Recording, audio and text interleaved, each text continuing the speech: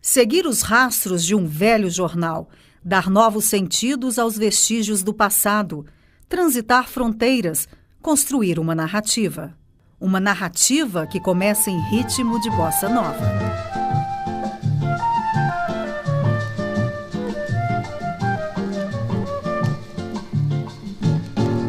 Vai minha tristeza e diz a ela que sem ela não pode ser.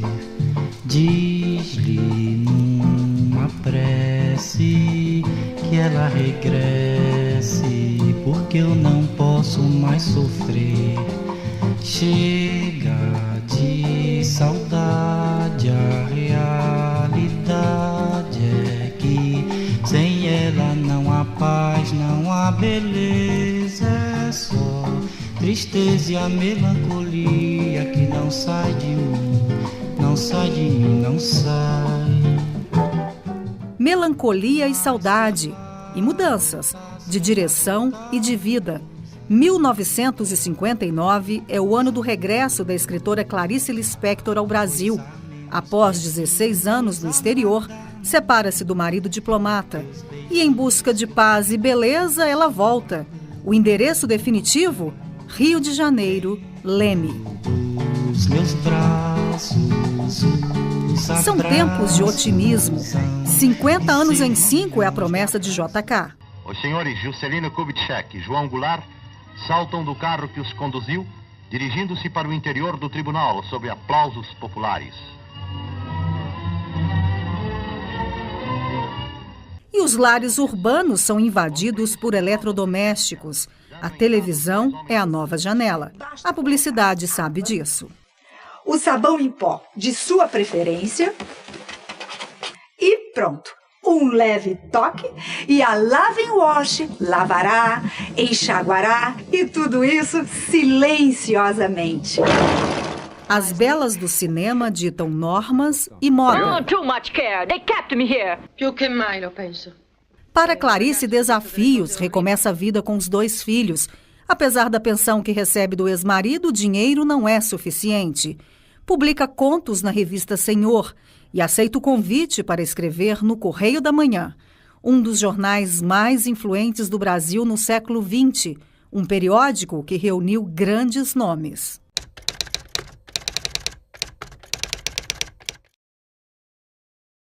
O Correio da Manhã, um jornal fundado em 1901, no Rio, pela Edmundo Bittencourt, simplesmente dividiu a imprensa, antes e depois do Correio da Manhã. Desde o começo foi o jornal mais combativo, mais corajoso, mais independente e mais ilustre, de certa maneira, do país. Você vai encontrar o Correio da Manhã desempenhando um papel importante em todas as atividades políticas e crises políticas do Brasil dos anos 20. Pra você ter uma ideia, o Arthur Bernardes, que foi presidente do Brasil entre 1922 e 1926, teve que fechar o Correio da Manhã para poder governar. Então, ele governou, ele impôs uma ditadura de 3 ou 4 anos e fechou o Congresso, fechou tudo, e teve que fechar o Correio da Manhã também. O resto da imprensa circular, mas o Correio da Manhã ele fechou na base das armas.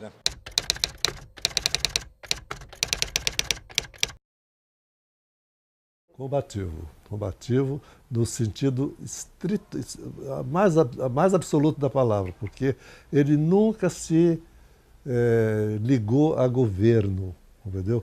Ele apoiou candidatos, indicou candidatos, fez campanha para candidatos, elogiou governos, programas de governos, mas nunca se ligou a um governo.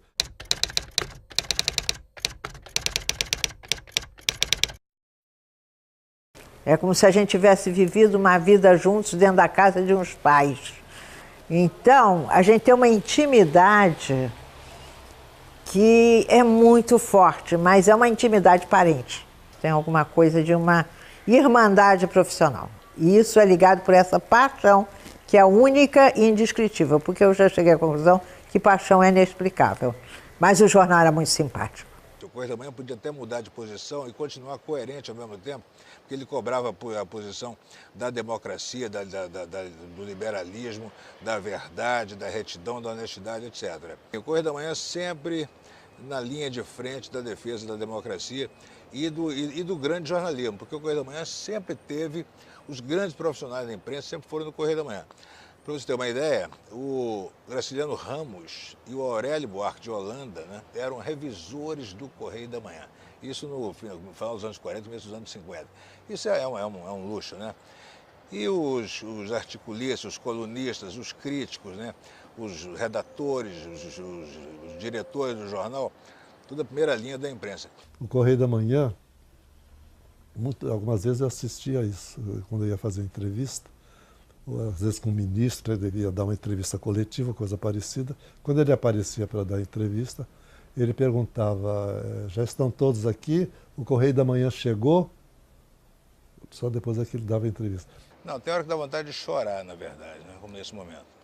É um caso de amor, né? Eu sei disso, depoimento de tantos antigos colegas, né? Mas no meu caso, por exemplo, eu sempre pensei que um dia eu seria do Correio da Manhã. E o dia que eu me vi lá, realmente, eu não, sabe, é como se fosse, eu tinha 19 anos, e é como se eu pensasse assim, e agora, o que me resta fazer, entendeu? Se eu já realizei o meu ideal, né, quer dizer, minha vida está completa, entendeu? Não preciso mais nada. Desde que o Correio da Manhã acabou, eu me senti, eu entre outros, né, me senti na responsabilidade de levar para frente o legado do Correio da Manhã. Então, quer dizer, eu tenho que caprichar no que eu faço, entendeu? Senão não vão acreditar que eu fui do Correio da Manhã. Tudo que eu aprendi de jornalismo, eu comecei lá, foi lá com ele que eu aprendi, não só do ponto de vista profissional, quanto do ponto de vista humano, do ponto de vista do trabalho, compreendeu? Das equipes que passavam por ali, que a gente sempre manteve uma integridade assim de camaradagem, de amizade, enfim, de você voltado para o jornal. Você tinha orgulho de trabalhar no Correio da Manhã, de se apresentar como repórter do Correio da Manhã, compreendeu? O redator do Correio da Manhã. Um jornal feito Correio da Manhã, nunca mais. E no Correio da Manhã, entre 1959 e 1961, é publicada a coluna Correio Feminino, Feira de Utilidades. O conteúdo? A colaboração no lar. Por trás de todo homem casado que trabalha, está a sombra da esposa. Esta poderá ajudá-lo a subir muito além dos outros ou fará tanto peso para baixo que ele desistirá de lutar. Faça a sua parte, limpando a casa, preparando pratos saborosos e educando as crianças. Um conselho para lidar com maridos piratas. Como tirar manchas denunciadoras? Marca de batom de roupas tira-se com um pouco de manteiga ou gordura. Lava-se em seguida com água bem quente e sabão. Dicas de uma certa Ellen Palmer, pseudônimo de Clarice Lispector, uma amiga que revela segredos, aqueles que antes eram sussurrados entre quatro paredes. Elegância e beleza depois dos 40.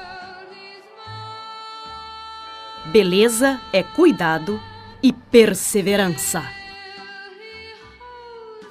Valorize seus olhos. Sedução e feminilidade. A moda recortada das revistas que chegavam de Paris. O segundo sexo é o belo sexo. Beleza é poder, é prestígio social. A beleza pode ser comprada, sugere Ellen Palmer. A indústria de cosméticos seduz. No Correio Feminino, a empresa Pondes, quem está por trás das dezenas de notas sobre o poder dos cremes. Sem anúncios, a eficácia dos produtos estava nas entrelinhas. Cultive sua boa aparência. Com todos os recursos que temos nos dias de hoje, a mulher não pode ser feia e só será se o quiser, deliberadamente. Mesmo para a feiura irremediável, Como se dizia antigamente, há recurso. Os cosméticos apropriados são capazes de esconder cicatrizes no rosto e outras deformações. Sim, porque beleza pode e deve ser cultivada, não somente para a vaidade e satisfação própria, mas para seu respeito e para a satisfação de sua família e seus amigos. A feira de utilidades vai além da norma de ser jovem e magra. Filhas modernas e rebeldes. O dever da faceirice. Cuide de seus nervos. Páginas e páginas dirigidas a ela, a mulher casada ou à espera de marido, tudo para atingir o ideal de perfeição. Era um modelo bem definido, bem específico.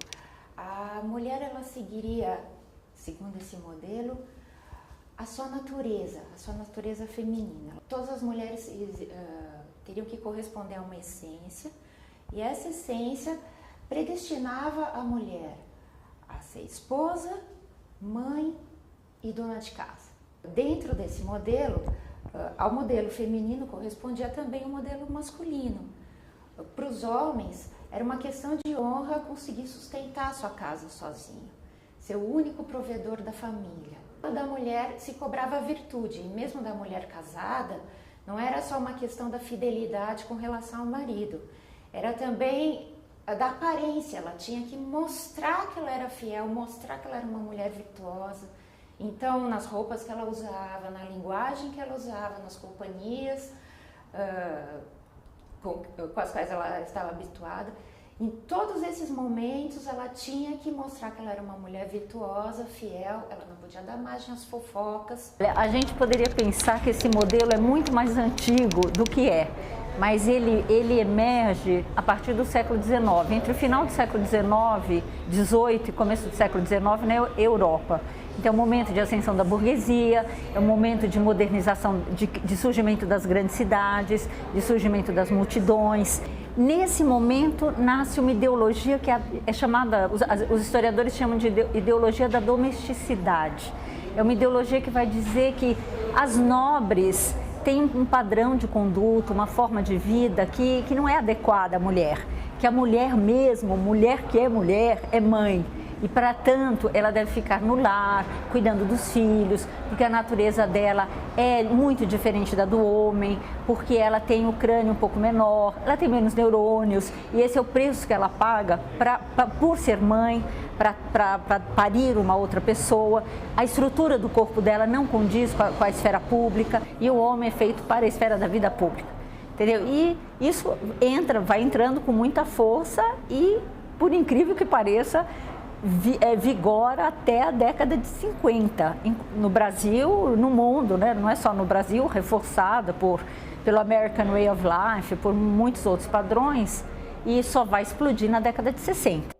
E para reforçar o processo civilizador de hábitos e costumes, a coluna tinha uma personagem, Amélia.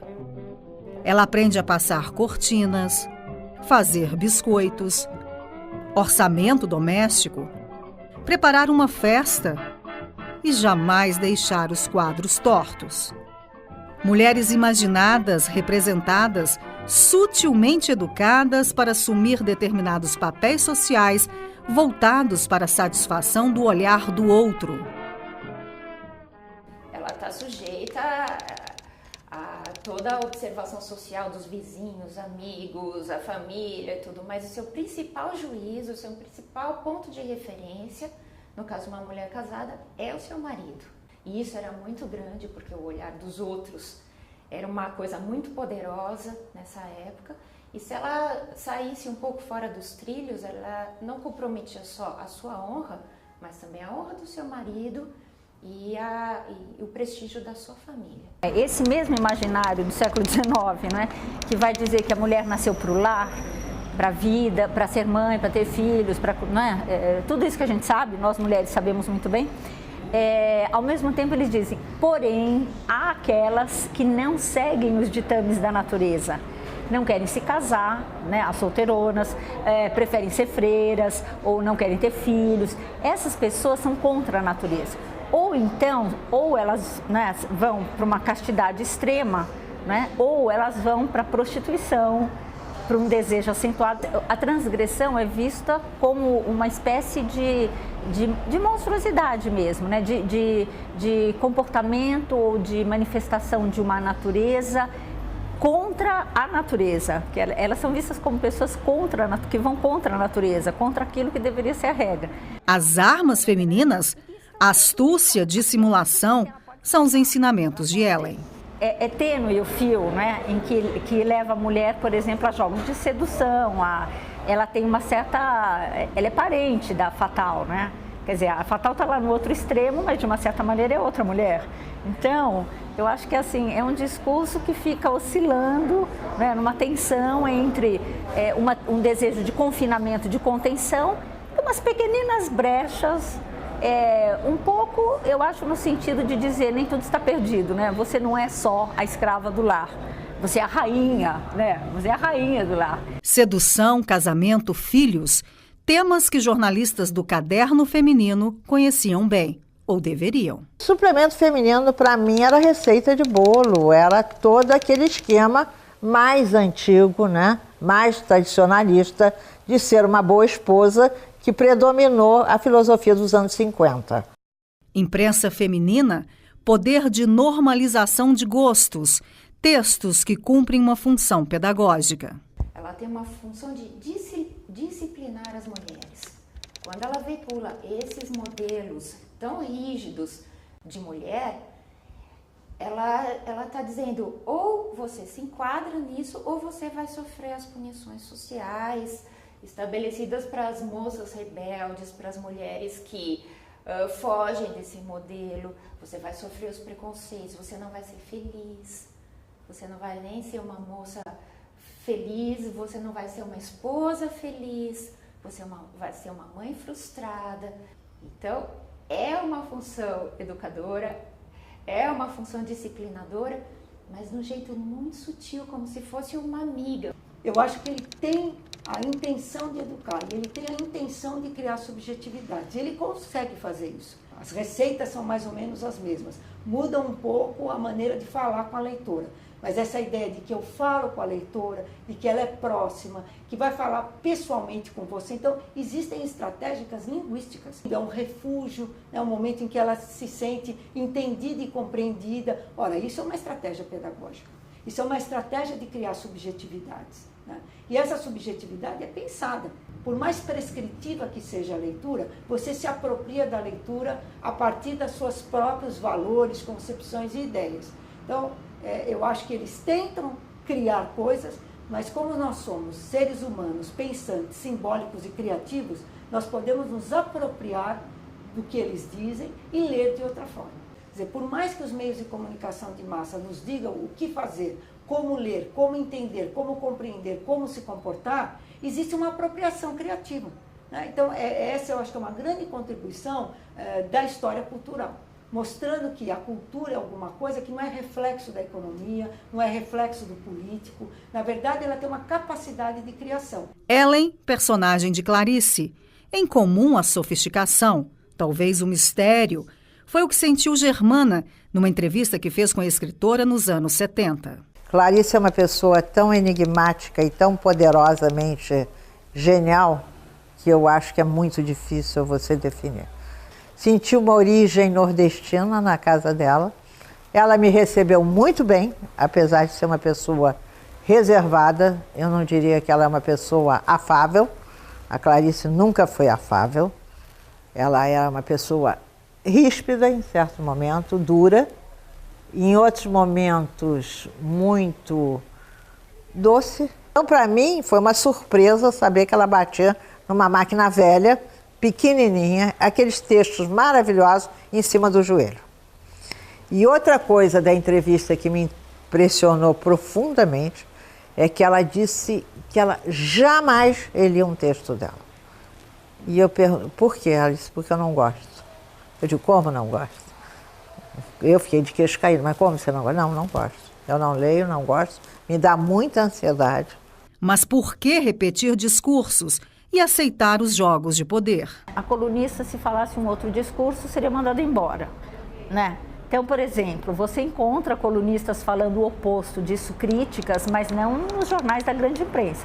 Você encontra nos jornais anarquistas, nos jornais feministas, nos jornais socialistas. Existe essa outra imprensa.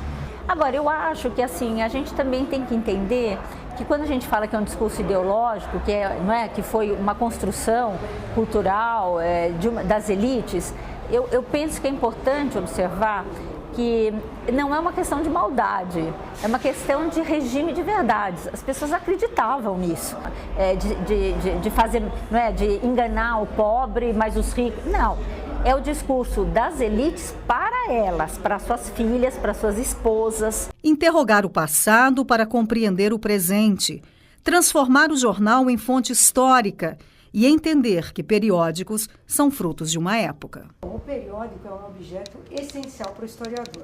Mas veja que interessante, nem sempre foi assim.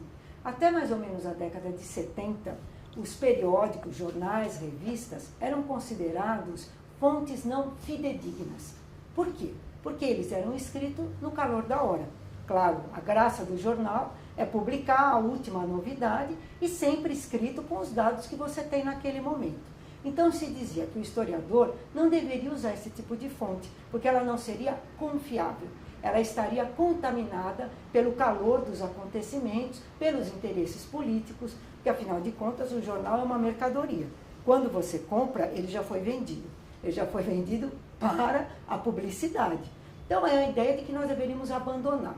Ora, Renata, esse tipo de concepção de documento histórico mudou completamente. Por quê? Que documento histórico não é escrito no calor da hora? Que documento histórico não tem algum compromisso? Isso tem a ver com uma mudança epistemológica na disciplina, que nós não acreditamos mais que chegaremos à verdade histórica. O que nós temos do passado são sempre representações, construções. Alguém fala, alguém escreve, alguém fotografa, alguém filma, sempre a partir de um ponto de vista. Então, nós não podemos reconstruir o passado tal como ele foi, mas nós podemos ter representações desse passado. Os documentos históricos, eles são sempre parciais, eles não nos dão acesso à verdade, eles nos dão acesso a uma determinada leitura desse passado. E com isso, os periódicos ganharam cidadania historiográfica. O problema do periódico é igual a qualquer outro documento histórico. Em geral, uma revista ou um jornal, ele surge como um meio de você debater no espaço público. Então, quando eu lanço uma revista ou um jornal, eu sei o que existe em volta. Eu sei com quem eu estou falando ou contra quem eu estou falando. Então, o índice de um periódico, as manchetes de um jornal, elas me permitem ver qual é a concepção, a leitura de passado, a leitura de presente, os desejos para o futuro que essa publicação tem. Então, ela nunca é neutra. Ela tem que sempre ser colocada dentro do contexto em que ela foi produzida e por quem ela foi produzida. Ellen Clarice, capazes de causar encantamento e espanto. Seguir os rastros de um velho jornal e encontrar a Feira de Ellen como espelho de um tempo. No Correio de Clarice, ecos de uma voz do passado. Eu sei que antes ninguém me entendia, agora me entendem. Eu me deixo ser.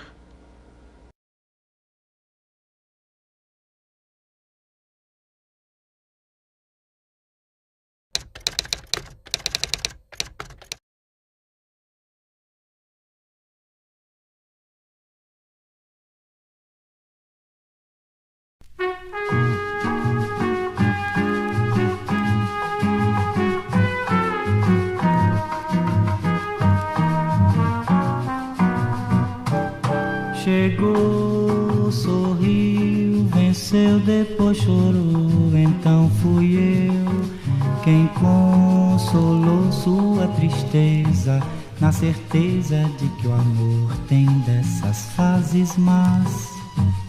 E é bom para fazer as pazes, mas depois fui eu quem dela precisou, e ela então me socorreu, e o nosso amor mostrou que veio pra ficar. mais uma vez por toda a vida. Bom é mesmo amar em paz, brigas nunca mais.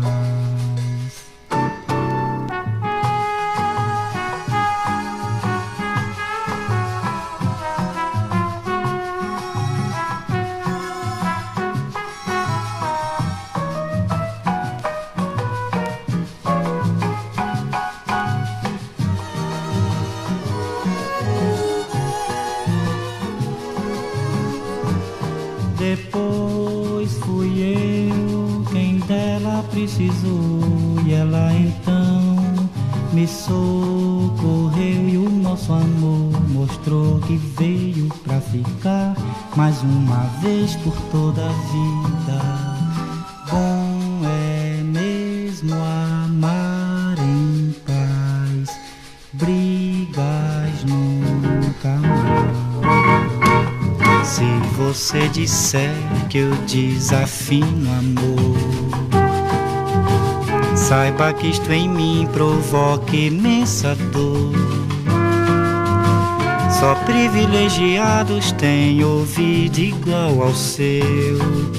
Eu possuo apenas o que Deus me deu. Se você insiste em classificar meu comportamento